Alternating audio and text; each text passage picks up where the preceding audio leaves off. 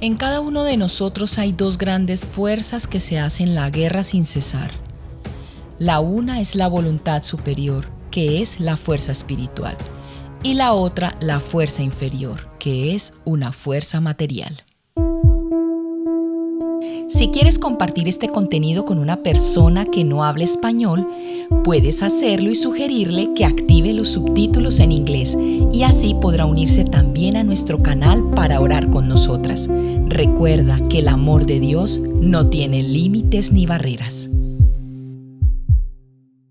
El combate espiritual, capítulo 12. Las fuerzas que se hacen la guerra unas a otras dentro de nosotros. En cada uno de nosotros hay dos grandes fuerzas que se hacen la guerra entre sí.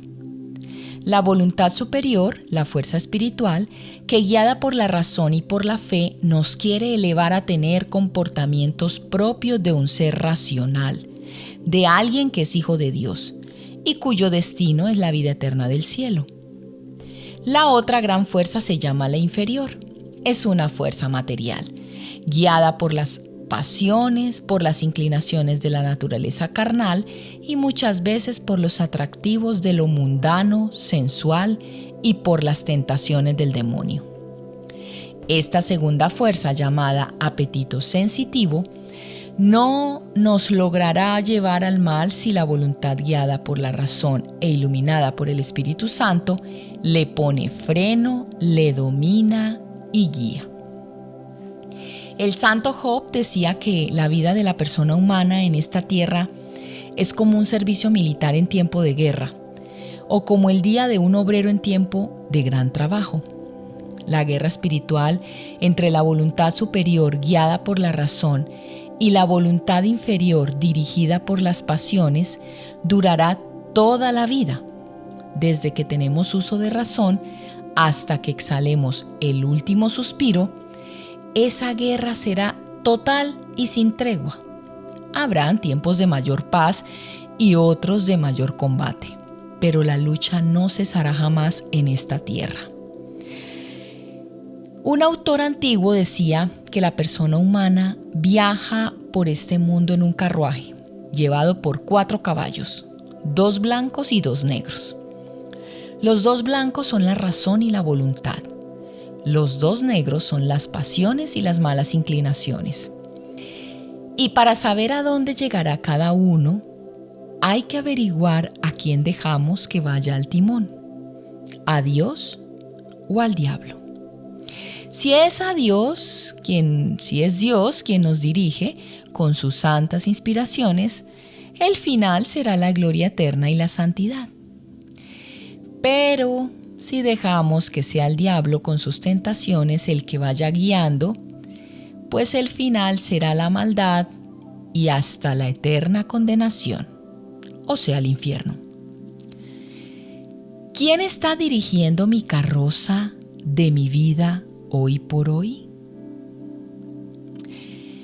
Así como el haber recibido de Dios el gusto por rezar y por pensar en lo celestial y sobrenatural es un regalo maravilloso que nunca podremos agradecer debidamente, así también la peor desgracia espiritual que le pueda suceder a una persona es quizás el contraer un mal hábito, el adquirir una mala costumbre. Nada hay que esclavice tanto como una mala costumbre.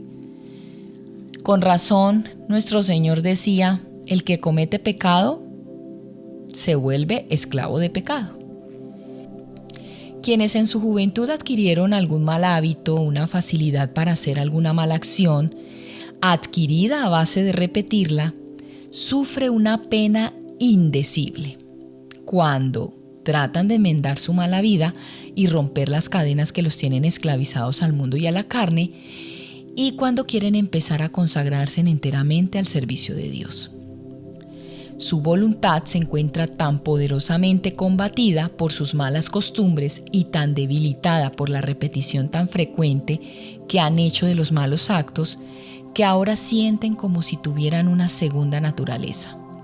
Y los golpes que reciben de parte de sus malas inclinaciones son tan fuertes y violentos que sin una gracia o ayuda especial de Dios no serán capaces de resistir sin caer una y otra vez. En esto se cumple lo que decía San Pablo: hago el mal que no quisiera hacer y en cambio el bien que sí quisiera hacer, no lo logro hacer. Esta lucha que acabamos de describir no la sufren tanto dos clases de personas. Las primeras, los que ya se acostumbraron a vivir en gracia de Dios y sin malas costumbres.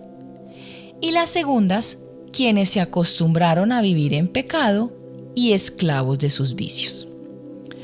Los primeros son felices porque viven haciendo la voluntad de Dios y gozan de su amistad y de su paz.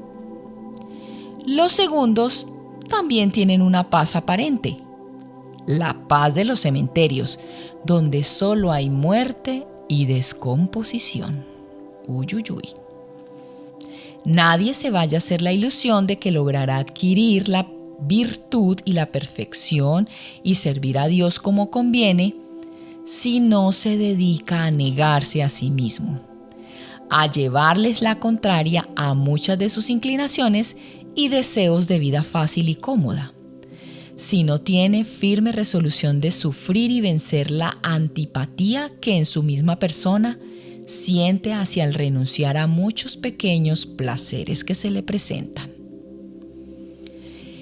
En la subida hacia la perfección encontramos muchos que quedaron a mitad de camino y no pudieron seguir adelante ni progresar porque les faltó una condición: negarse a sí mismos, llevarse la contraria. Y se quedaron corriendo detrás de engañosas mariposas de gozos aparentes y recogiendo flores sin perfume de pequeños gustos que no satisfacen plenamente. Y no lograron subir a la cumbre de la santidad. Les faltó la primera condición que Jesús exigía a quienes decían que querían seguirle: si alguno quiere venir en pos de mí, que se niegue a sí mismo. ¿A cuántos pequeños afectos y gustos terrenos he renunciado para lograr ser fiel a Jesús?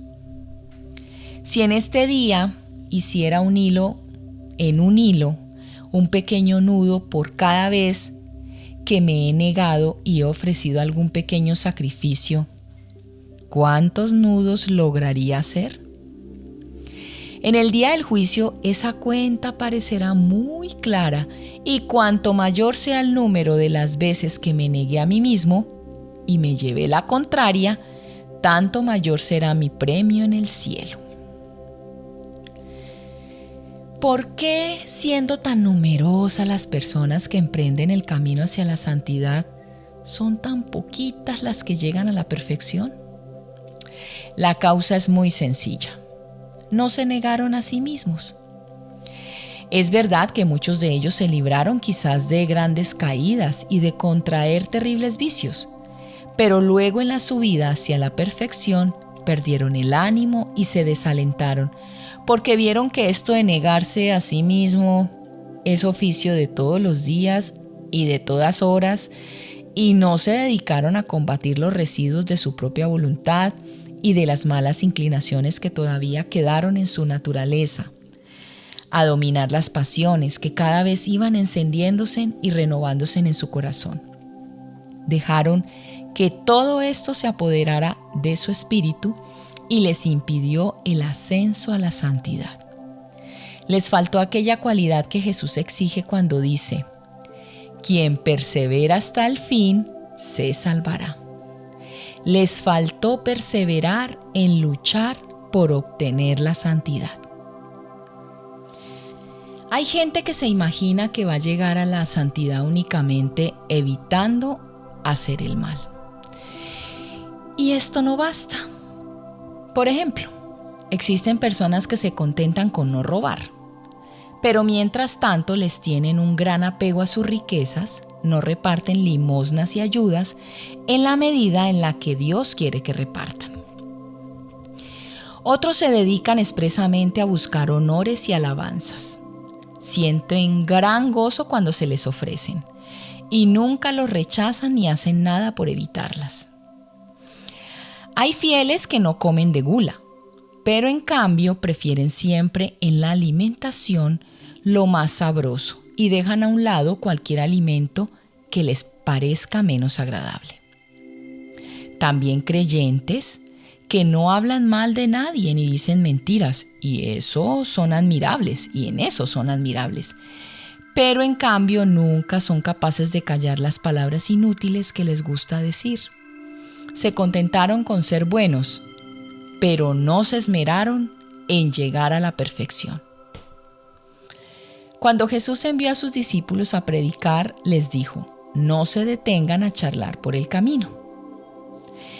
Pues los orientales acostumbran detenerse a charlar por largos ratos en el camino con los viajeros que encuentran, y en esas charlas se gasta un tiempo precioso. Es necesario que me pregunte de vez en cuando: ¿esto que estoy diciendo es mejor que el silencio?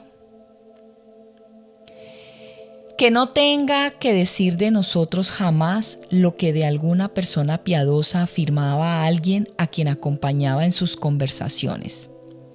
Ha perdido muchas ocasiones que tuvo de callarse. O lo que cuentan que exclamó aquel santo cuando le preguntaron qué opinaba de cierta persona muy piadosa, pero muy charladora. Es buena gente, pero desafortunadamente no le ha logrado poner puerta a su lengua para tenerla un poco más cerrada. En la vida de una santa se narra que un día, estando frente a la imagen de un Cristo muy chorreante de sangre, le preguntó: Señor, ¿quién te puso así? Y le pareció que el Cristo le respondía: tus charlatanerías inútiles. Uy, Dios, ¿qué me enseñará este ejemplo? Quien no domina su lengua tiene el peligro de no ser capaz de dominar tampoco sus demás pasiones. Se cumplirá lo que dice la imitación de Cristo: así de libertina y de poco mortificada como tiene su lengua, así tiene las pasiones y las malas inclinaciones. Al contrario, el ejercicio de voluntad que hacemos para tratar de que nuestra lengua no diga lo que debe decir y diga siempre lo que más conviene, irá fortaleciendo de tal manera nuestro carácter que sin darnos cuenta iremos adquiriendo fuerzas para dominar también las pasiones y las malas inclinaciones. Muchas almas que se dedican a la vida espiritual caen en una ilusión que no es fácil de descubrir al principio. Y su ilusión consiste en pensar que en verdad se está progresando en santidad y perfección, cuando lo que se está haciendo es seguir los propios gustos e inclinaciones. Muchos creen que están obrando por amor a Dios cuando lo que están haciendo es amarse a sí mismos. Y así eligen los ejercicios y prácticas de piedad que están más de acuerdo con sus gustos y rechazan y dejan a un lado los que les causan alguna molestia o no les agrade mucho.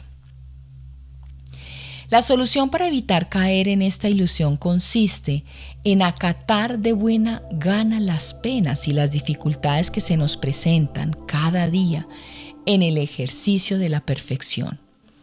Pues cuantos mayores sean los esfuerzos que tenemos que hacer, tanto mayores serán las victorias y premios que Dios nos concederá, y con mayor seguridad seguiremos las virtudes que necesitamos. Por eso un famoso santo, a uno que le pedía un favor, pero luego le dijo que mejor no se lo hiciera porque el hacérselo le iba a costar un serio sacrificio, le respondió: ¿y si no me costara sacrificio, qué premio me va a dar nuestro Señor? Lo bueno de los favores que hacemos es que nos cuestan sacrificios. Oremos. Oración al Espíritu Santo de San Agustín. Espíritu Santo, inspíranos para que pensemos santamente. Espíritu Santo, incítanos para que obremos santamente. Espíritu Santo, atráenos para que amemos las cosas santas. Espíritu Santo, fortalécenos para que defendamos las cosas santas. Espíritu Santo, ayúdanos para que no perdamos nunca las cosas santas. Amén, amén, amén. El reino de los cielos exige hacerse violencia contra sí mismo, y los que se dominan a sí mismo lo consiguen. Mateo 11:12.